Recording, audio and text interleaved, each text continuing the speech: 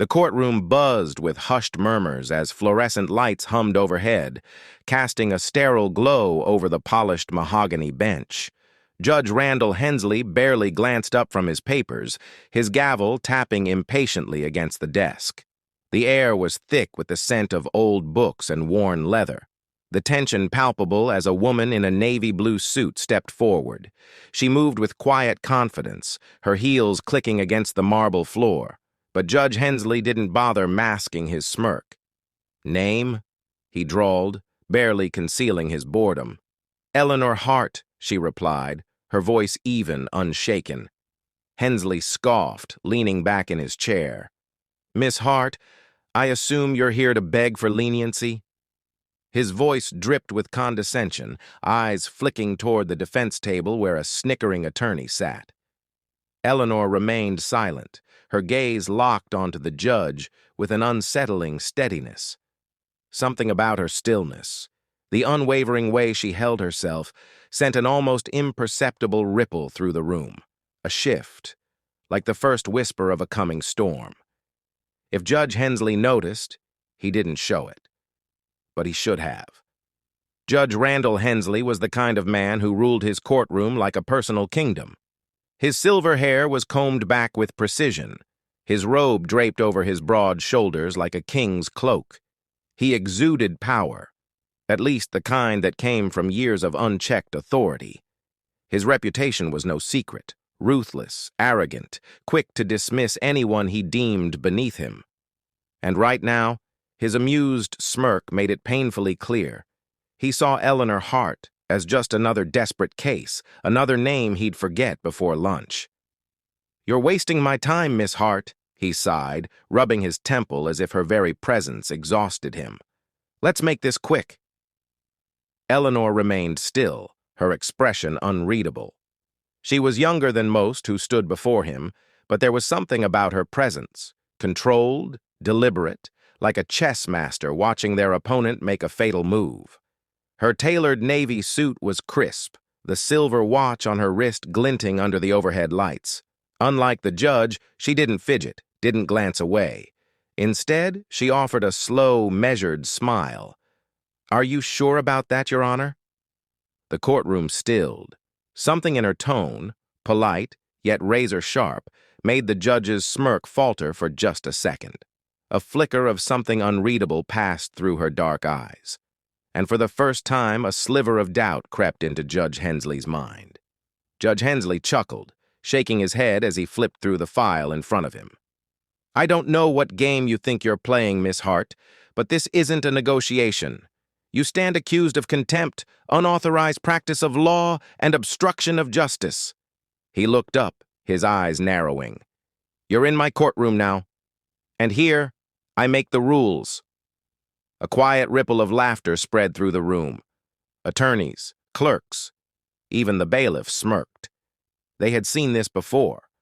Another overconfident defendant, walking straight into the lion's den. Eleanor didn't flinch. She simply clasped her hands together, tilting her head slightly. "And you assume I'm here to plead?" Hensley's smirk widened. "You're here because you don't have a choice." He leaned forward, voice dropping to a condescending whisper. "You think dressing like a lawyer makes you one? That confidence might work in a boardroom, but here, you're just another nobody trying to outsmart the system." Eleanor exhaled slowly, as if contemplating something. Then she reached into her bag and placed a neatly folded document on the bench. Her movements were deliberate, unfazed. "Perhaps," she murmured.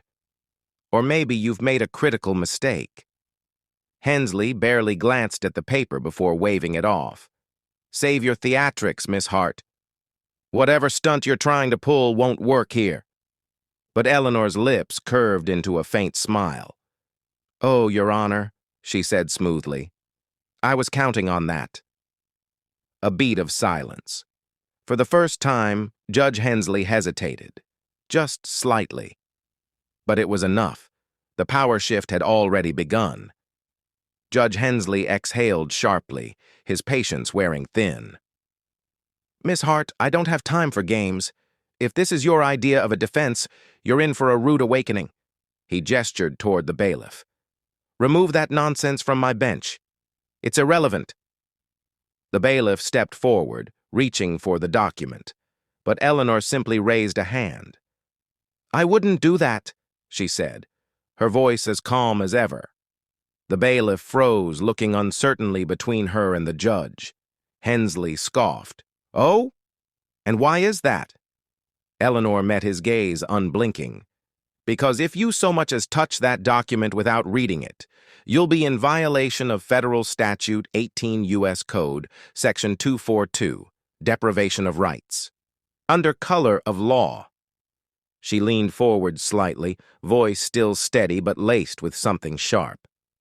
"Which, as I'm sure you know, carries serious consequences, even for a judge." A murmur spread through the courtroom.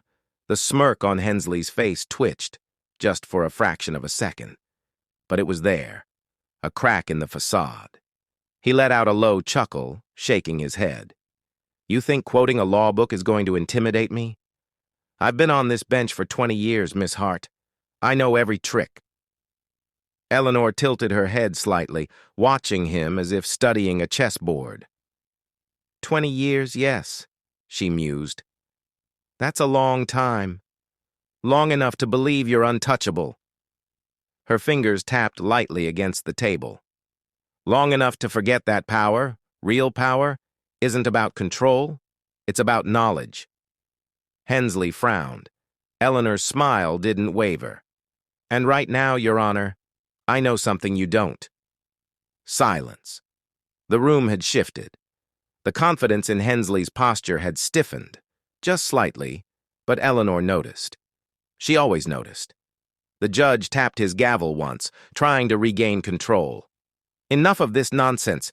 If you don't explain yourself in the next 10 seconds, I will hold you in contempt."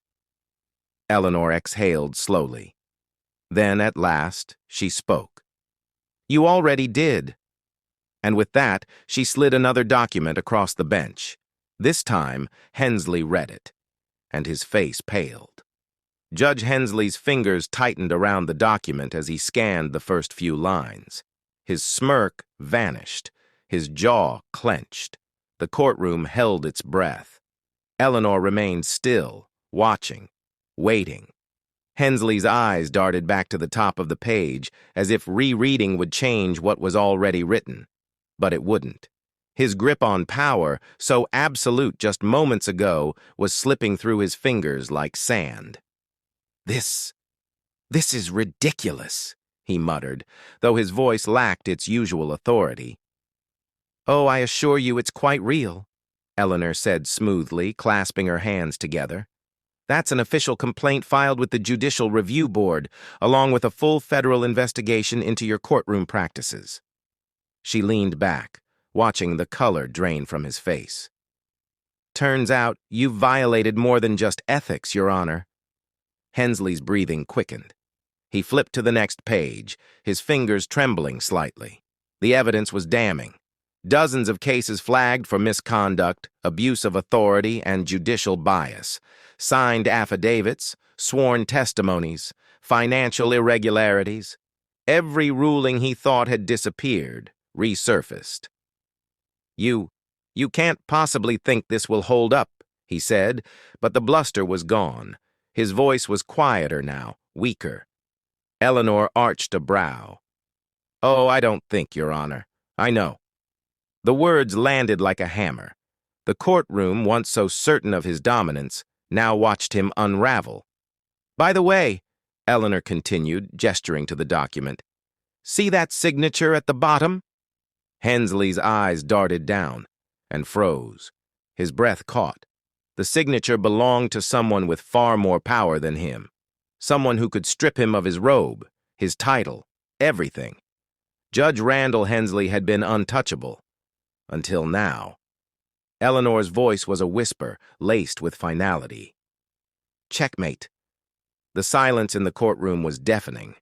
Judge Hensley, once the undisputed ruler of this space, sat frozen, his face ashen, his hands clutching the damning document as if he could will the words to disappear. But they wouldn't. His mouth opened, then closed. No sharp retort, no condescending laughter, just the slow, dawning realization that his reign was over. Eleanor stood, smoothing the fabric of her suit. "Your Honor," she said, her tone polite but edged with finality, "I believe this is the part where you recuse yourself. Or would you prefer the State Attorney General handle it instead?" A fresh wave of murmurs swept through the gallery. The attorneys who once smirked at her now exchanged uneasy glances. The bailiff shifted awkwardly, looking at Hensley for direction. But the judge had none to give. A bead of sweat slid down his temple. He cleared his throat, grasping at the last shred of his authority. I need time to review—" "No, you don't," Eleanor cut in smoothly, stepping closer, "because, as of this moment, an official complaint has already been filed. Investigators will be waiting at your chambers." Her voice dipped, quiet enough for only him to hear. "And you and I both know they'll find exactly what they're looking for." Hensley swallowed hard. He knew she was right. With shaking hands, he reached for his gavel. But this time, it wasn't a symbol of power.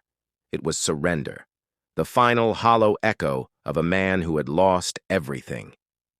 Eleanor turned, walking away with measured grace. Just before reaching the door, she glanced over her shoulder, meeting Hensley's wide, stunned eyes one last time. "Checkmate," she repeated. And then, she was gone. And just like that, the mighty Judge Hensley, once untouchable, feared, and untamed, was left with nothing but the weight of his own corruption. The predator had become the prey. But here's the real question. How many others like him are still out there? How many people in positions of power believe they're above the law, until the right person comes along to remind them they're not? If you were in Eleanor's shoes, would you have handled it the same way? Or do you think she had something even bigger planned from the start? Drop your thoughts in the comments. I'm reading every single one. And if you love stories where justice isn't just served but delivered with precision, make sure to hit that subscribe button. You won't want to miss what's coming next. Because as we just saw, sometimes power isn't about control. It's about knowing exactly when to strike.